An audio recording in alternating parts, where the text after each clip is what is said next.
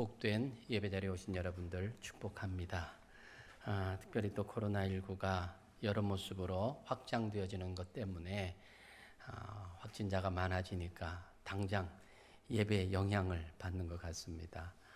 하나님께서 또 우리를 지켜주시고 보호하셔야 우리가 모든 부분에서 평탄할 수 있음을 늘 기억하고 믿음의 자리에서 흔들리지 않는 우리 모두가 되어야 할 것입니다.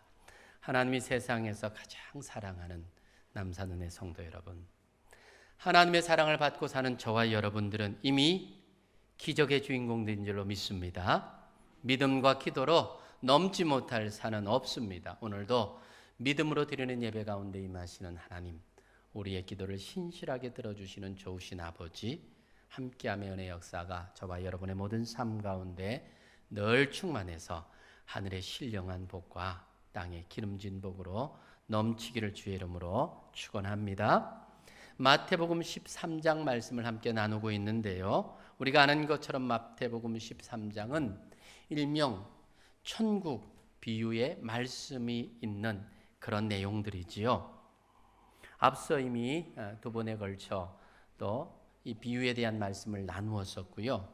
그리고 오늘 두 개의 비유가 함께 나오고 있는데 그 내용상으로 보면 동일한 의미를 가지고 있기 때문에 모아서 함께 두 개의 비유를 함께 묶어 말씀을 나누려고 합니다. 그런데 오늘 본문 34절로 35절에 보니까 주님께서 왜 우리에게 비유로 말씀하시는가 하는 것에 대해서 밝혀주고 있습니다. 예수께서 이 모든 것을 무리에게 비유로 말씀하시고 비유가 아니면 아무것도 말씀하지 아니하셨으니 이는 선지자를 통하여 말씀하신 바 내가 입을 열어 비유로 말하고 창세부터 감추인 것을 드러내리라 함을 이루려 하심이라, 그렇게 말씀을 하고 있습니다. 즉 주님께서 지금 1차적으로는 제자들과 그 모인 사람들에게 비유를 통해서 말씀을 하고 있는 이유가 창세로부터 감추어졌던 천국의 비밀들을 알기 쉽게, 들어 이해하기 쉽게 그렇게 알려주기 위해서 비유를 한다, 그렇게 말을 하고 있습니다. 그러니까 이 비유를 푸는 데는 1차적으로 주님께서 의도하신 바를 알아야 됩니다. 주님께서 쉽게 이해하기 위해서 우리의 언어로 천국을 설명하고 계신다는 것입니다. 그러니까 비유를 가지고 어렵게 풀어 자기 사사로이 풀면 안 되는 거지요. 들으면 쉽게 알 수 있는 내용이 비유를 통해서 들려지는 겁니다. 그걸 통해서 우리가 경험해 보지 못하고 알지 못하기 때문에 우리 언어로 설명해도 다 설명이 안 되기 때문에 그 천국을 이런 비유를 통해서 우리에게 설명을 해주고 있다라고 말씀을 하고 있는 것입니다. 그러니까 이 천국은 이 비유를 통해서 좀 더 쉽게 접근할 수 있어야 한다는 것이지요. 오늘 비유는 겨자씨와 누룩의 비유를 통해서 천국을 말하고 있습니다. 성경에 보면 반복되는 단어나 혹은 반복되는 내용, 어떤 목적이 있을까요? 강조하기 위함입니다. 우리도 그렇잖아요. 어떤 말을 강조하려고 하면 한 번 했던 말을 또 하고 또 하지 않습니까? 그것은 그만큼 중요하다라는 것을 표현하는 그런 내용이기도 합니다. 오늘 이 겨자씨와 누룩의 비유는 동일한 의미를 가지고 있습니다. 그렇기 때문에 이 내용은 우리가 아주 중요하게 받아들여야 할 내용이다, 그렇게 생각할 수가 있습니다.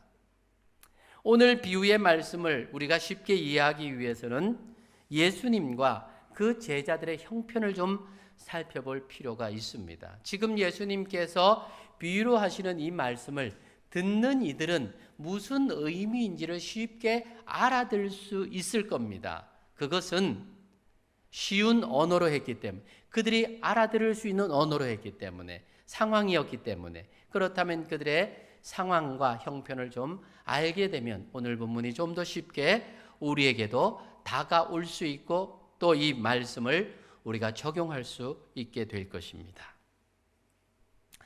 예수님은 자신이 선택하셨던 이 12명의 제자들을 데리시고 하나님의 나라를 선포하고 일명 전도를 하셨습니다.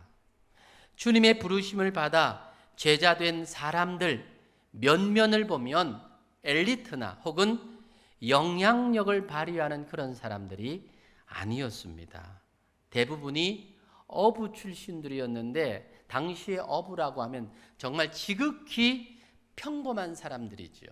그런 지극히 평범한 사람들을 그들이 주님 곁에서 함께 다니고 있었던 겁니다. 베드로와 안드레가 그랬고 요한과 야고보가 그렇습니다. 빌립이 또 이들의 친구이니까 아마 그도 어부였을 가능성이 많습니다. 마태는 민족의 반역자로 찍힌 세리였죠. 당시 민족주의 운동의 하나였던 열심당 운동을 따라다녔던 가나안인 시몬과 가롯인 유다가 있습니다. 결국 유다는 자신의 이상과 맞지 않았기 때문에 예수님을 은삼십에 팔아 넘기지 않습니까? 도마는 의심 많은 사람이라는 것 성경을 통해서 우리가 이미 들어 알고 있습니다. 나머지 제자들 그 출신 성분조차도 알 수 없는 그런 존재들입니다. 그들은 모두 예루살렘 출신이나 혹은 거기에 기반을 둔 사람이 아니라 갈릴리 출신들, 당시의 갈릴리라 함은 시골 변방입니다. 인정해 주지 않는 그런, 심지어 그래서 나사렛 갈릴리 마을 아닙니까? 예수님이 나사렛에서 났다 했을 때 나사렛에서 무슨 선한 것이 날 수 있느냐 할 정도로 아주 인정받지 못하는 지역 출신의 사람들이 지금 예수님이 선택해서 예수님을 따라다녔던 제자들입니다. 당시에 유력했던 바리새파나 사두개파에 속한 사람은 아무도 없었습니다. 또 예수님 주변에 함께 따라다니고 몰려다니는 사람들은 그 면면이 어떠합니까? 뜻있는 사람이나 지식인들이 아니었습니다. 죄인들과 세리의 친구라고 그렇게 예수님을 칭한 걸 보면 그 주변에 있는 사람들은 대부분 그런 당시에 시대적으로 볼 때는 인정받지 못하는 사람들이 예수님 주변에 있었던 것으로 그렇게 추측할 수가 있습니다. 성경이 말하는 것처럼 상한 갈대 같고 꺼져가는 심지 같은 인생들이 예수님 주변에 있었던 겁니다. 삭개오, 마태와 같은 사람들, 민족의 반역자로 취급받았던 그런 세리들이죠. 혈루병 앓는 여인, 또 문둥병자, 소경, 손 마른 사람, 하나님으로부터 저주받았다라고 하는 그런 사람들이 대부분이었습니다. 백부장도 있었고 수로보니게 여인도 있었는데 당시로서는 이방인으로 취급되는 사람들이죠. 귀신 들린 자도 많았습니다. 심지어는 7 귀신 들린 여자도 예수님 주변에 있었습니다. 그가 누굽니까? 나중에 변화된 막달라 마리아이지 않습니까? 군대 귀신 들린 자도 있었습니다. 데가볼리에서 만났던 사람입니다. 유력한 사람이라고 해보았자 니고데모 정도를 좀 꼽을 수 있는데 그 사람도 예수님 만나러 올 때 아주 깊은 심야에 조심스럽게 예수님을 만나러 온 정도였습니다. 그렇다고 예수님의 비전이 전략이 탁월했던 것도 아닙니다. 그가 하나님의 나라를 이루기 위해서 무슨 군대를 모았던 것도 아닙니다. 오히려 따라다니는 사람들에게 하는 말이 내가 십자가에 죽을 것이다. 그런 이야기를 공공연하게 하셨다는 거지요. 그 말은 무슨 말입니까? 당시에 십자가에 죽는다 그 말은 가장 비참하게 죽는다 그 말입니다. 따르는 사람들에게 그 말을 하니 따르는 사람들이 힘이 났겠습니까? 오죽 답답했으면 예수님을 메시아라고 소개했던 세례 요한조차도 당신이 우리가 기다리는 메시아가 맞습니까? 라고 물을 정도였습니다. 당시 예수님과 그 주변에 모인 자들 인간적으로 판단해 보면 정말 보잘것없는 사람들이었습니다. 오늘 비유하고 있는 것처럼 겨자씨 같고 누룩과 같은 존재들이었다 그 말입니다. 오늘 겨자씨와 누룩의 이 비유의 말씀은 1차적으로는 예수님을 따르는 제자들과 그 주변에 있는 사람들을 향한 말씀이었습니다. 이런 비유를 예수님이 하신 이유가 뭘까? 자, 겨자씨는요, 가장 작은 씨앗 중에 하나입니다. 제가 얼마나 작은가 이렇게 찾아보니까 볼펜 그 심을 보면 앞에 동그란 거 있잖아요. 그 정도 크기라고 합니다. 그거보다 좀 더 작은. 주님께서 많은 씨가 있는데 특별히 겨자씨로 비유하는 것은 씨 중에서도 가장 볼품없고 작은 씨라는 였기 때문에 그것을 택한 거죠. 예수님이 복음을 전하는 모습, 그 주변에 모인 사람들, 정말 당시의 사람들의 눈에 비치는 것은 이 겨자씨 같은 작고 힘없는 모습이었고 사람들이었다라는 겁니다. 누룩은 또 어떻습니까? 누룩은 빵의 맛을 내는데 없어서는 안 될 필수적인 것이지만 사실은 이 누룩은 이스라엘에서는 죄나 혹은 오염된 종교의 상징이었습니다. 그래서 이스라엘의 최대 명절인 유월절이 되면 집에 이 누룩들을 제거하는 것이 가장 중요한 일 중에 하나였지요. 예수님 주변에 모여 있었던 사람들은 이 누룩과 같이 세상으로부터 버림받고 취급받지 못하는 천하게 여겼던 사람들이었습니다. 아마 이런 모습들이었기 때문에 서로를 보면서도 실망했을 가능성이 많습니다. 주님은 이런 제자들의 마음을 아셨기 때문에 어쩌면 그들에게 위로의 말씀으로 이 말씀을 주고 있다고 추측할 수도 있습니다. 충분히 추론해 볼 내용입니다.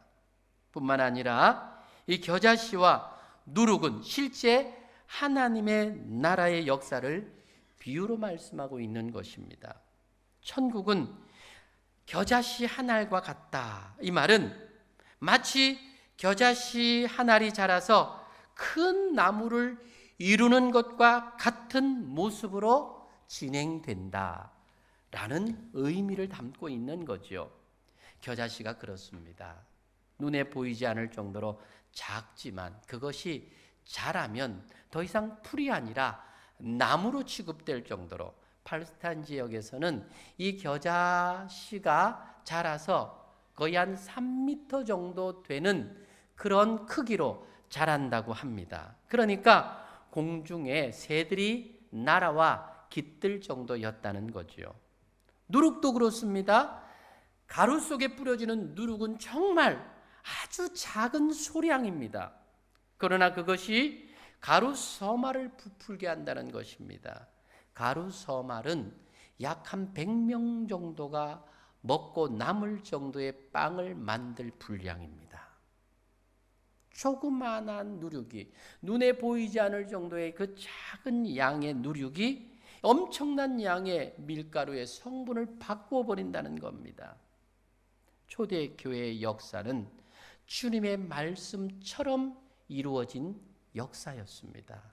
주님으로부터 시작된, 한 사람으로부터 시작된 이 천국 복음이 12명으로, 70명으로, 120명으로, 3,000명으로, 5,000명으로, 수만 명으로 결국은 로마가 기독교 국가가 될 정도로 그렇게 크게 번성하는 모습들을 보였습니다. 작은 것이 가장 큰 나무와 큰 산을 이루었다 그 말이죠. 예수님은 지금 겨자씨 같고 누룩 같은 정말 보잘것없는 연약한 무리들을 보시고 있지만 결코 실망하지 않으셨습니다. 예수님은 겨자씨를 보는 것이 아니라 겨자씨가 자라 큰 나무가 되는 것을 지금 보고 계신다는 겁니다. 너희는 지금 겨자씨 같지만, 정말 보잘것없지만, 사람들에게 대접받지 못하고 취급받지 못하지만 나는 너희를 통해서 하나님의 나라를 본다. 겨자씨가 자라고 그렇게 나무가 되어 새가 깃드는 것처럼 너희의 삶이, 너희의 영향력이 그렇게 될 것이라고 주님은 오늘 비유를 통해서 그들에게 격려하며 위로하며 미래를 예언하고 계시는 겁니다. 믿음이 무엇입니까? 믿음은 겨자씨 한 알에서 새소리를 듣는 겁니다. 겨자씨 한 알이 땅에 심기워져서 그것이 자라 큰 나무가 되고 그 나무에 새가 깃들고 둥지를 틀면서 노래하는 그 새의 노래소리를 듣는 것, 바로 그것이 믿음입니다. 우리의 공동체가 그렇습니다. 우리 자신들을 달아볼 때는 정말 인생에 어쩌면 막차를 탄 것 같은 그렇게 비참하게 우리 자신들이 여겨질 때가 있습니다. 거대한 세상의 흐름 속에 마치 나만 비껴간 것처럼 그렇게 그 조류에 휩쓸리지 못하고 외로이 서 있는 사람 같은 우리의 모습일 수 있다는 것입니다. 초라해 보이고 무능력해 보이고 아무것도 할 수 없을 것 같이 그렇게 주저앉아 있는 우리의 모습일 수 있다는 것입니다. 하지만 그런 겨자씨 같은 사람들에게 인정받지 못하고 스스로도 무언가를 해낼 수 있는 그런 마음조차도 가질 수 없는 연약한 우리들, 이러한 우리들을 사용하시는 하나님이 되신다라는 것을 말하고 계십니다. 이런 우리를 통해서 하나님의 나라를 이루어 가시겠다고 말씀하고 있는 것입니다. 이것이 복음을 이루고 전하고 세웠던 우리 주님의 방법이었습니다.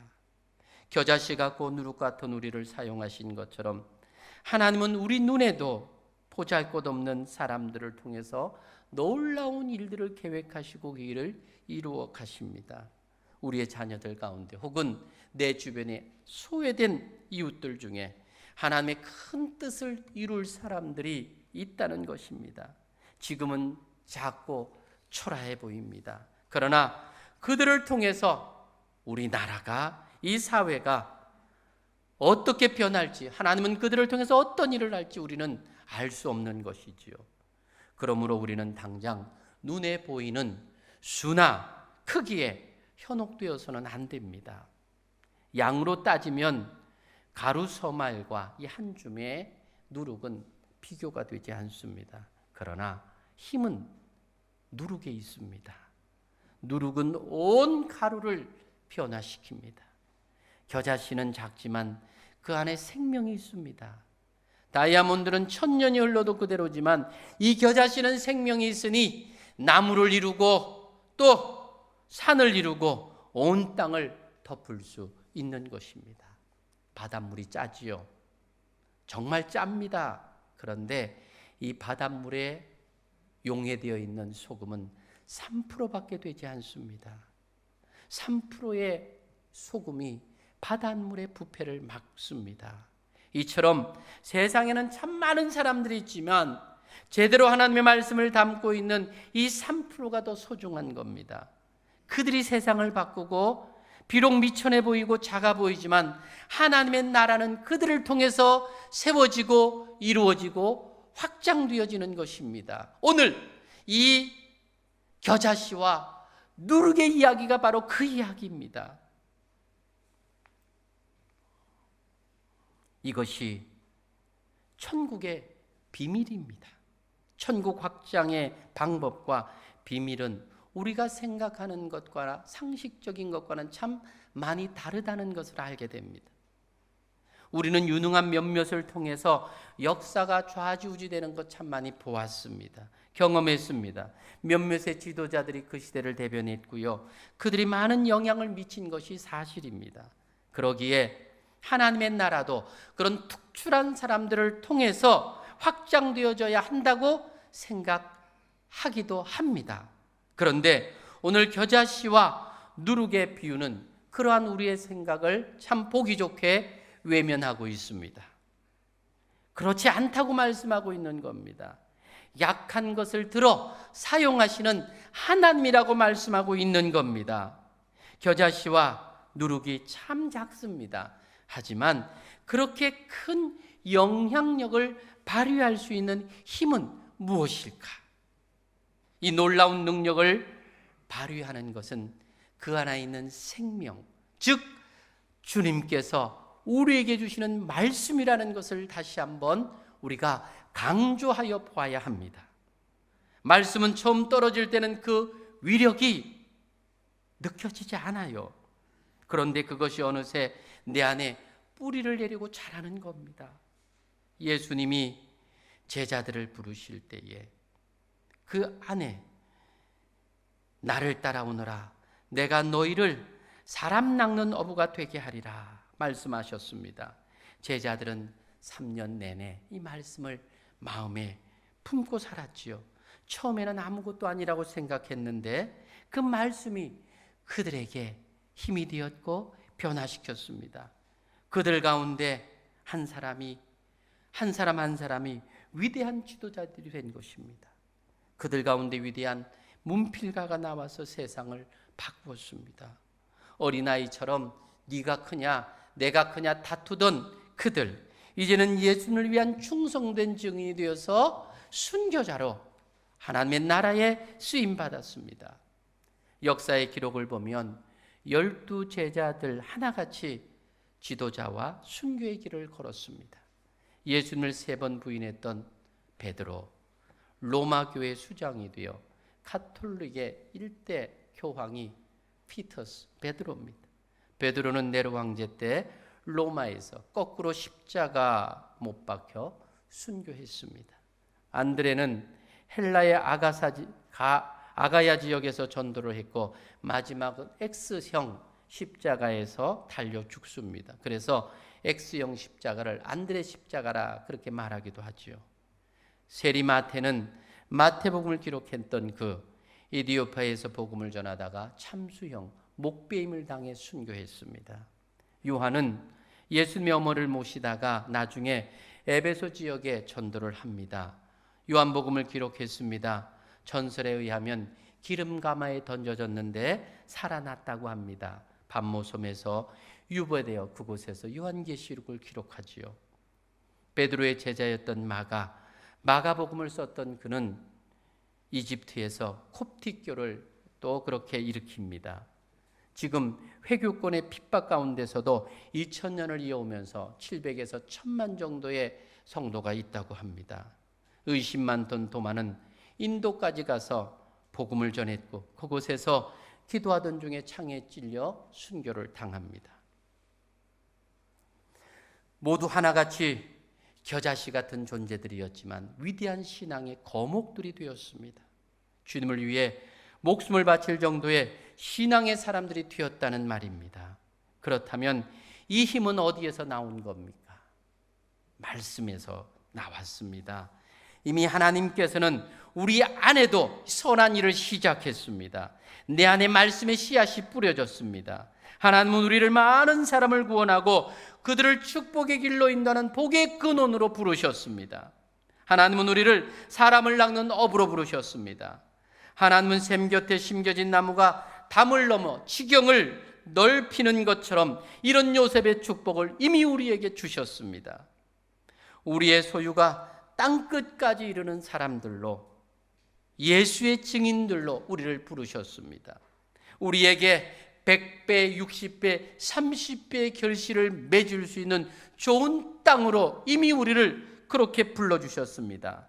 작은 자가 천을 이루고 약한 자가 강국을 이루는 비전을 주님은 우리에게 말씀으로 심어주셨습니다. 이 약속을 믿고 말씀을 붙들고 바라고 나아갈 때의 약속은 이루어지는 것입니다. 결국 우리의 싸움은 누가 이 믿음을 끝까지 붙잡느냐에 있는 거지요. 주님께서 믿음에 대하여 제자들에게 그렇게 설명했던 말씀이 있습니다. 마태복음 17장 20절에 만일 너희에게 믿음이 겨자씨 한 알만큼만 있어도 이 산을 명하여 저리로 여기서 저기로 옮겨지라 하면 옮겨질 것이요 또 너희가 못할 일이 없으리라. 겨자씨만큼만 믿음이 있어도 산을 옮기는 기적 같은 역사를 이룰 수 있다고 이미 주님은 우리에게 말씀하십니다. 하나님이 어떤 분입니까? 인생이 아니시니 시건치 아니하시고 인자가 아니시니 후회가 없으신 분이십니다. 어찌 그 말씀하신 바를 행치 아니하시며 하신 말씀을 실행치 않으시겠습니까? 주님이 약속하신 그 약속, 큰 나무가 되기 위해서 우리는 먼저 우리의 볼품없는 그 겨자씨 같은 모습, 누룩 같은 모습을 견뎌낼 수 있어야 됩니다. 겨자씨가 얼마나 작습니까? 누룩은 보이지도 않고 얼마나 볼품이 없습니까? 그러나 모든 것은 여기로부터 시작이 되는 겁니다. 작은 것의 소중함을 알아야 되지요. 비록 우리 자신들은 자격이 없는 자 같고 부끄럽고 죄송스러울 정도로 부르심 앞에 선 우리들이지만, 이러한 우리들을 향하여 주님께서 하시는 말씀은 이러한 겨자씨만한 너희들, 누룩 같은 너희들을 통해서 결국은 내가 하나님의 나라를 세워가겠다고 말씀하고 있는 겁니다. 저는 자신을 돌아보며 늘 그렇게 생각해 봅니다. 하나님, 정말 저보다 나은 멋진 그런 사람들이 얼마나 많습니까? 더 좋은 대학 나오고 더 많이 배우고 말도 잘하고 인물도 좋고 그리고 공부도 많이 하고 머리도 좋고 책도 많이 읽고 준비된 사람들이 얼마나 세상에는 많이 있습니까? 그런데 부족한 나를 불러 목사로 세워 교회를 목양하게 하는 하나님, 그 하나님의 저희를 나는 모르겠습니다. 정말 부족해서 감당치 못할 때가 많은데 왜 나를 부르셨습니까? 라고 하는 그런 질문 앞에 늘 이 말씀을 기억해 봅니다.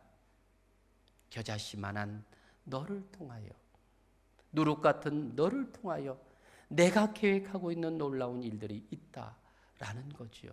어쩌면 이것이 우리를 향한 주님의 음성이기도 합니다. 저와 여러분, 겨자씨 같고 누룩 같은 존재들입니다. 이러한 하나님, 우리를 통해서 영광 받기를 원하신다는 겁니다. 아무리 중국에 있는 그 큰 장강도요, 개울물부터 시작하는 거예요. 시련과 연단을 거치고 세월이 흘러가면서 큰 강물이 되는 겁니다. 겨자씨 같은 작은 존재가 큰 나무를 이루는 것을 통해서 창조의 영광을 나타내신다는 겁니다. 하나님의 창조 역사는 없는 것에서 있게 만드시고 볼품없는 것을 기막힌 작품으로 만드시는 역사입니다. 사도 바울은 고린도 교회를 향한 편지를 쓰면서 이렇게 말씀하셨지요. 고린도전서 1장 26절에 형제들아, 너희를 부르심을 보라. 육체를 따라 지혜 있는 자가 많지 아니하며 능한 자가 많지 아니하며 문벌 좋은 자가 많지 아니하도다. 하나님께서 이처럼 겨자씨처럼 작고 누룩처럼 볼품없는 사람들을 부르신 이유가 무엇인가? 27절로 이어 나오는 29절에 그렇게 말합니다. 하나님께서 세상에 미련한 것을 택하사 지혜 있는 자들을 부끄럽게 하려 하시고 세상에 약한 것들을 택하사 강한 것들을 부끄럽게 하려 하시며 하나님께서 세상에 미천한 것들과 멸시받는 것들과 없는 것들을 택하사 있는 것들을 피하려 하시나니 이는 아무 육체라도 하나님 앞에서 자랑하지 못하게 하려 하심이라. 우리 한 사람 한 사람 볼 때 사실 참 볼품없이 여겨질 수 있습니다. 그러나 하나님의 역사는 미련하고 볼품없고 약하고 멸시받고 천대받는 없는 그들을 택하여 지혜 있고 힘 있는 자를 부끄럽게 하는 역사였습니다. 그래서 하나님께서는 우리 인생에 간증거리를 만들어 주시지요. 나사렛의 보잘것없는 그들을 통해서 2000년 세계사를 지배하게 만드셨던 것처럼 하나님은 우리로 큰 산과 같은 존재로 만드시겠다고 오늘 비유를 통해서 말씀하고 계시는 것입니다. 이 모습을 보며 세상 사람들은 기이하다고 여기게 만드실 것입니다. 그래서 우리의 마지막 고백은 내 그릇은 작고 나는 부족한데 하나님께서 넘치게 부어주셨습니다. 내 잔이 넘치나이다 하는 고백일 것입니다. 우리 한 사람 한 사람 큰 나무를 이루어서 그 밑에 많은 사람들이 쉬어가게 할 것입니다. 그 가지에 수많은 새들이 둥지를 틀게 될 것입니다.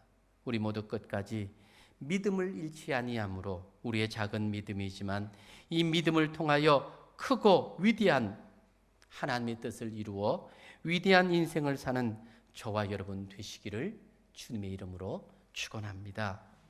겨자씨 비유와 누룩의 비유, 시작은 약하지만 결국은 창대하게 하시는 하나님의 속성, 하나님의 나라를 우리에게 말해주는 겁니다.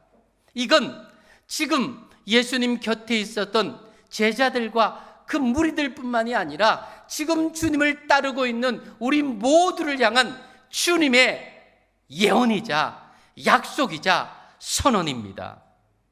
미약하지만 하나님의 나라가 역동적으로 움직여 크게 성장되어 드디어는 전 세계 만 백성을 구원하는 이 사명의 감당자로 저와 여러분들을 세워 가실 것입니다.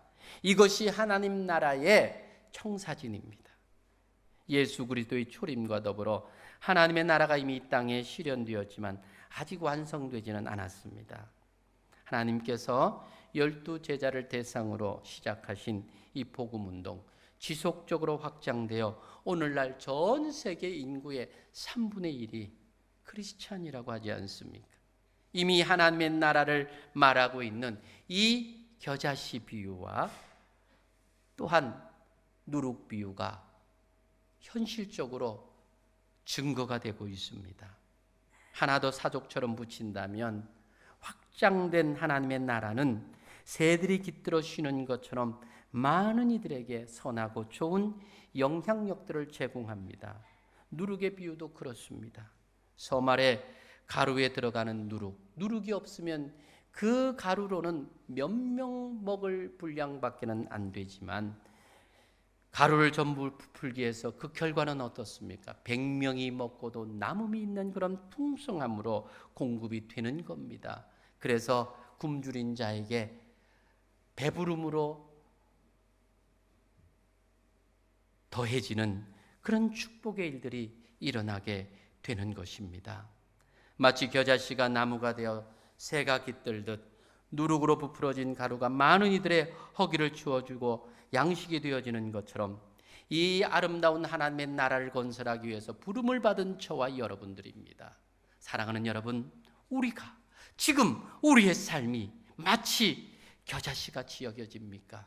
마치 누룩같이 여겨집니까? 아무것도 아닌 내가 교회를 위해서 하나님의 나라를 위해서 뭘 할 수 있겠나? 이 나이에 나의 형편에 내가 뭘 할 수 있겠나?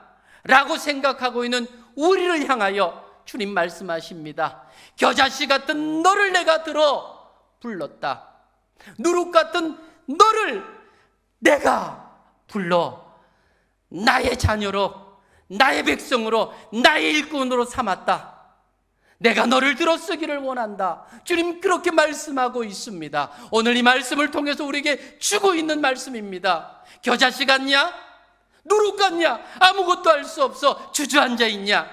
아니다. 나는 너를 통해서 일하고 싶어 한다. 라고 주님 그렇게 말씀하고 있는 것입니다. 다시 한번 한 해를 돌아보며 또 새해를 준비하는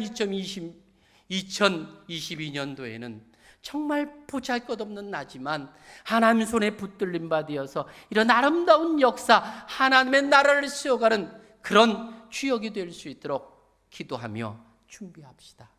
하나님이 우리를 사랑하시기에 주시는 말씀인 줄로 알기에 말씀을 마음에 새기고 다시 한번 힘있게 일어서는 저와 여러분, 우리 남산은혜 성도들 다 되시기를 주님의 이름으로 축원합니다.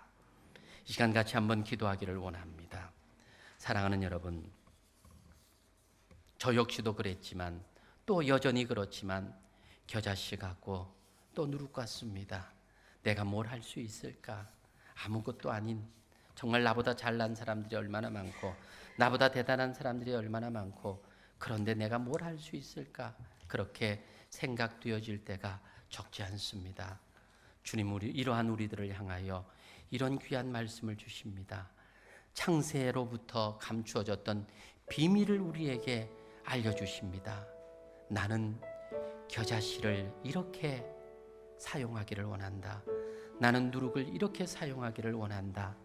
너는 아무것도 아니라고 생각하는 겨자씨고 너는 아무것도 아니라고 생각하는 누룩이지만 나는 너를 통해서 새가 깃들게 만들고 싶어한다.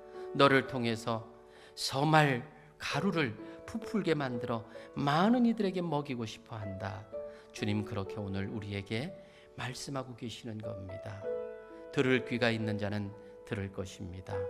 오늘도 주시는 말씀 앞에 미천하지만 부족하지만 할 수 없지만 그런 고백밖에는 내 입에서 안 나오지만 나를 통해 들어 사용하실 하나님을 바라보며 다시 한번 믿음으로 설 수 있는 우리가 될 수 있도록 이 시간 같이 한번 기도할 수 있기를 바랍니다. 기도합시다.